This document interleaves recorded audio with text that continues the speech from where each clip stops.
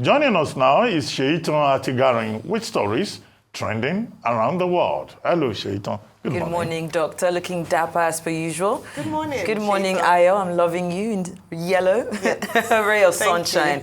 Rufai, Bonjour. got to keep the energy up. Come on. Yeah. Let's get in there. All right, then. Good morning to you, viewers. Here are some of the stories that are trending across the globe. The Department of State Services has granted administrative bail to the president of the Nigeria Labour Congress, Joe Ajero, following his arrest on Monday morning at the Nnamdi Azikiwe International Airport in Abuja. Ajero was on his way to the United Kingdom for an official engagement when he was detained, sparking widespread condemnation from various organizations, civil society groups, activists, and prominent individuals. The NLC had denounced Ajero's arrest as brazen and illegal and a clear violation of workers' rights and democratic values, calling for his prompt and unconditional release. The National Administrative Council of the NLC, led by Deputy President Adeyonju Adewale, issued an ultimatum demanding his release last night. While Nigerians have since weighed in on the matter. The first tweet there reads, "The fact that it took Joe Ajero's arrest for you to demand items 2 to 4 is appalling. This reinforces the widespread perception that NLC headquarters, NLC is not a serious organization. It's been about a week since being baptized with the harrowing experience of petrol costs." The next tweet there reads, "I hope agitations for these demands will still be sustained now that Joe Ajero has been released. The NLC is an integral part of the Nigerian problem, always compromising where radical stances should be made on critical issues affecting the Nigerian people." The next tweet there reads, "The ongoing tensions between the Tinubu administration and NLC reflect a broader dissatisfaction with the government's economic policies and compromises by labor leaders. The arrest of Ajero by the DSS demonstrates how much the NLC has lost its reputation among Nigerian workers."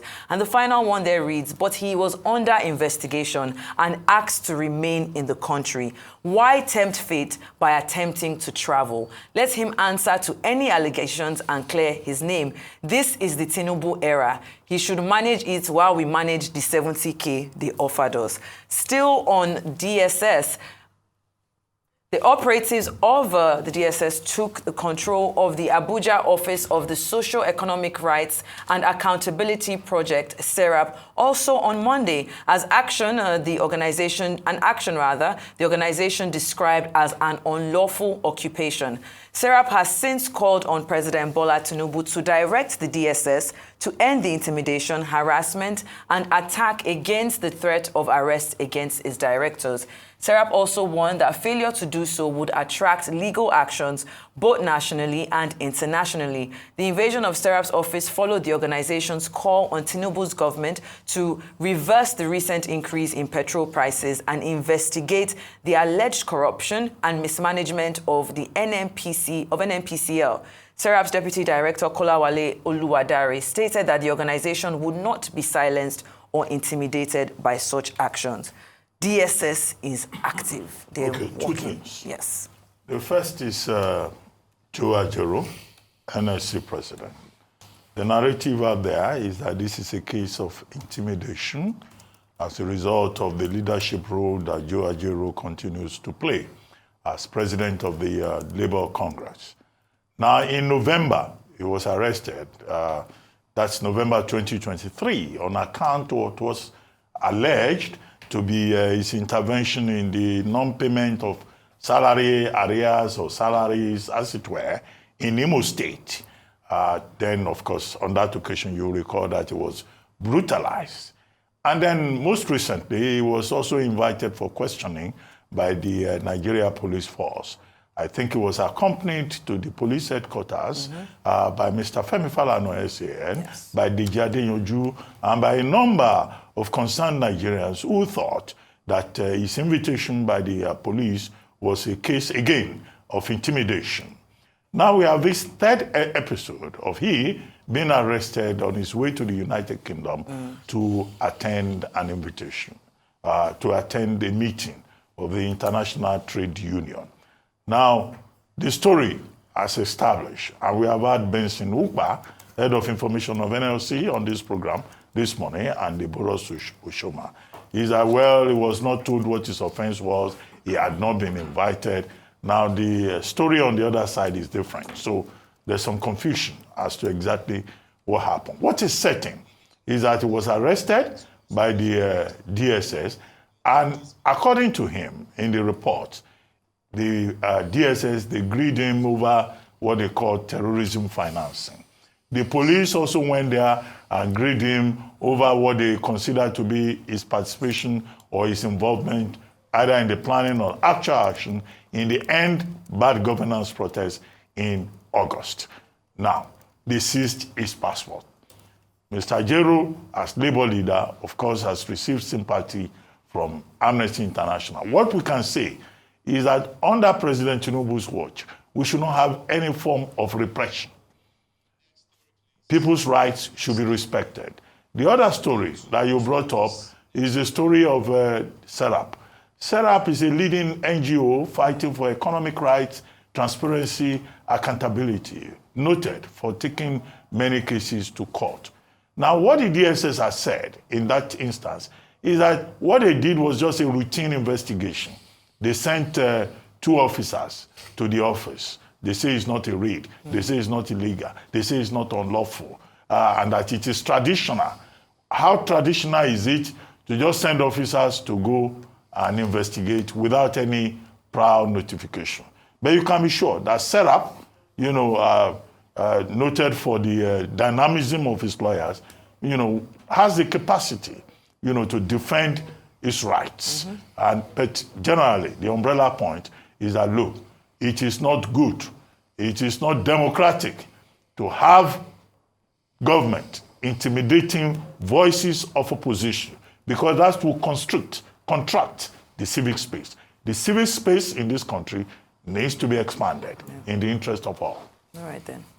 All right, let's move on very quickly to the next story. The Kaduna Zonal Directorate of the Economic and Financial Crimes Commission, EFCC, has arraigned Mr. Ibrahim Shuaibu before the Justice Darius Kobo of Kaduna State High Court, sitting in Kaduna for fraud. Shuaibu is being prosecuted on a 7-count charge bordering on criminal breach of trust, impersonation, and obtaining by false pretense to the tune of 100 million naira. He pleaded not guilty to all the charges when they were read to him, prompting the prosecution counsel to urge the court to fix a trial date. His counsel, Abdul Karim Audu, failed to file a bail application. Now, this particular story actually has been on for some time, since about 2017, when he presented himself as his victim to NNPCL's group executive director. But now he has actually been arraigned. But 100 million naira, faking an NNPCL director. This is almost comedic in nature, but also I think on both sides it exposes 2 things.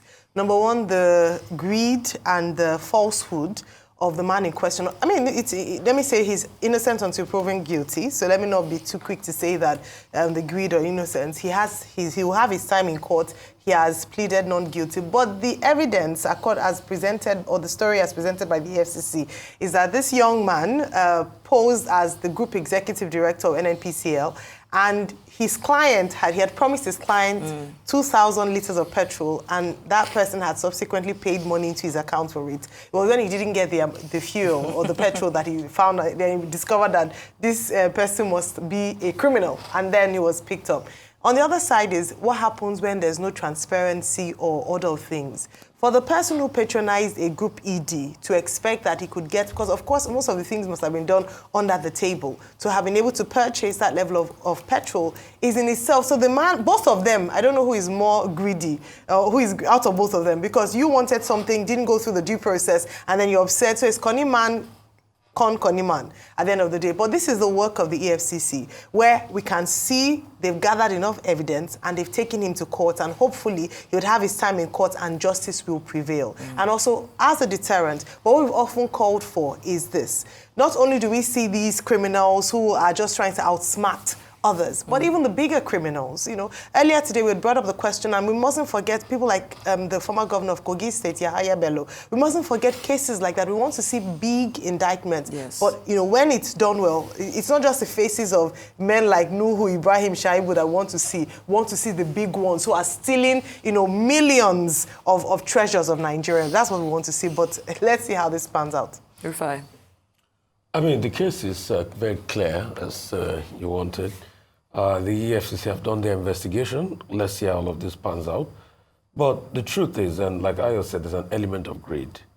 I mean, for the person that even bought the product, when did an NNPC ED start to sell petrol? Is it a filling station in the first place? And you see, that's the kind of gullibility that happens in this country. That's why it was said of one pastor recently too that was telling people that he was selling miracle cream or water and things like that. What level of gullibility did that NNPC ED, does he own filling stations or what? Or is it because it's an NNPC ED now that he has rights to 2,000 liters of petrol? So the truth has to be said. Greed is also a big problem there. And the truth is, there are many other people that have this level of greed. And that's why you see MMM was a big deal in Nigeria at a point. And like I say, if they still bring MMM to Nigeria again, some people will still fall for it. Because they are greedy. People in churches were sharing MMM possibilities for fellow church members for greed. I think there's something that needs to be done as regards our mindsets. So I think it's really a mindset problem. If you're not greedy, it will not be easy for you to be swindled. Greed and desperation. People are very poor. In that regard, MMM and the likes. There's greed and there's poverty. For this case, I don't think there's desperation. No, this one was greed. This one was greed. Yeah. But anyway, I will not also blame him to be able to balance it. Because we've seen people in top authority that say, don't worry, I'll get it for you, and they get it for them in the end. So it just shows the parlous state of things in Nigeria. But we'll wait for the investigation. Definitely. Move on to our next story now. Factional national chairman of the Labour Party, Julius Abure, has said that the party's presidential ticket for the 2027 election is no longer reserved solely for its former candidate in the last election, Peter Obi. Speaking during a press briefing after the party's National Executive Committee meeting in Abuja on Monday, Mr. Abure accused Mr. Peter Obi and the only governor of the party, Dr. Alex Oti of Abia State, of betrayal and deliberately creating divisions within the party. He further stated how the presidential election funds were used during the 2023 election. Let's take a look. The party was never involved in the distribution of those resources. Our interest was to see how we can produce a president for the party. However it was done, we didn't bother ourselves about it. Hence, we gave them free hands. Whoever they trusted, whoever they wanted to entrust their resources to, we didn't want to bother ourselves with it. We followed them sheepishly. We followed them loyally and allowed them to administer the funds of the campaign for the election and so on and so forth. As per the donation, the party was not involved in the collection of any campaign donations. Donations to the campaign were channeled to the following accounts: Obi Dati Amen campaign account, Zenith Bank 124-195-0451, Sterling Bank 0091657896. Heritage Bank 1400234900. Globus Bank 1000128194. The signatories to these accounts were Aisha Yusuf and Pastor Itwa Irudai. They were equally responsible for the payment of polling unit agents. The party did not even bother to pay its agents. We handed over the list to the campaign council and to those who were administering these funds to pay polling unit agents that worked for the presidential election. Consequently, it is mischievous for any person to accuse me and the party for mismanaging of these funds. At no time did the party or its officials engage in any financial transaction as it relates. Well, Abure also ruled out the automatic second-term ticket for Governor of Abia State. A lot was said there. Doctor? We discussed this subject earlier. It was our main headline topic. But at the risk of repeating myself, this is as follows, if we may repeat ourselves. That one of the problems we have is that it is a crying shame. It's a crying shame that the Labour Party finds itself at this level. In the 2023 election, the Labour Party was a rallying point for a lot of Nigerians who wanted change. Mr. Peter Obi's emergence as the presidential candidate of that party also inspired a lot of people, both old and young, in different parts of the country. But what have we seen since the election ended? A Labour Party that is arguing over finances. People are alleging that the money was mismanaged. People claiming that proper accounting should be done. Divisions within the leadership of the party in terms of the chairmanship. One faction claiming is the authentic one. The other faction claiming that it is, the authentic one. A factionalized party. Mr. Peter Obi himself, who became the rallying symbol of the party, also finding himself in the eye of a storm. That's why I say it's a crying shame. Now, this week alone, you have had, a meeting, a Congress, that produced Senator, what's her name? Nenadi Usman, as the person in charge of some aspect of the party. And you had Mr. Peter Obi and Alex Oti going to the Electoral Commission to say this is the situation of our party. And then you have Julius Abure also organizing a NEC meeting on Monday, that's yesterday, at which he made all of these statements that he supposedly made. And he said there that, well, Peter Obi does not have automatic ticket. Alex Oti, the governor, has no automatic ticket in 2027. That the ticket is open, and that in any case, the Congress that was held, or the stakeholders meeting that was held in Abia State is null and void, it is not recognized. What we're saying about the political party system in Nigeria is that these political parties, they have not evolved. You cannot have strong democracy without political parties as strong institutions. These political parties are used as special purpose vehicles rather than institutions for the aggregation of interest for the common good. This is where we are. And what is happening in Labour Party is not just Labour Party. All the parties have internal crises. And that's why we keep saying that these parties need to develop. They must have democracy within so that they can deliver on their promises to Nigeria. If the political parties are so divided, and Abure was saying this is a party not of unity, but of division. That is unfortunate. So we must at least have 2-3 political parties that evolve so much that they can build confidence among the people, and we can know that this is a party for common good, not division. Rufai. Okay. I like empirical facts. You see, it's already Labour House of commotion. And when commotion happens, it becomes long-winded and smokescreen. Number one, this account Abure is announcing now, the question we should ask is, which account is this? Because the last time I checked, Peter Obi had already given an account of what was spent in the election. It was 744.5 million naira. And he gave that account when you had the first case come up in February, where the treasurer, Oluchi, that came on this show, was saying that Abure is appropriated 3.5 billion. So the question is, we have not heard the end of the allegations of Oluchi as regards how the money was appropriated. Peter Obi, I remember that day, I think I saw it on TV. It was on TV that day when he came out with Aisha Yusuf, and they gave account of the money spent.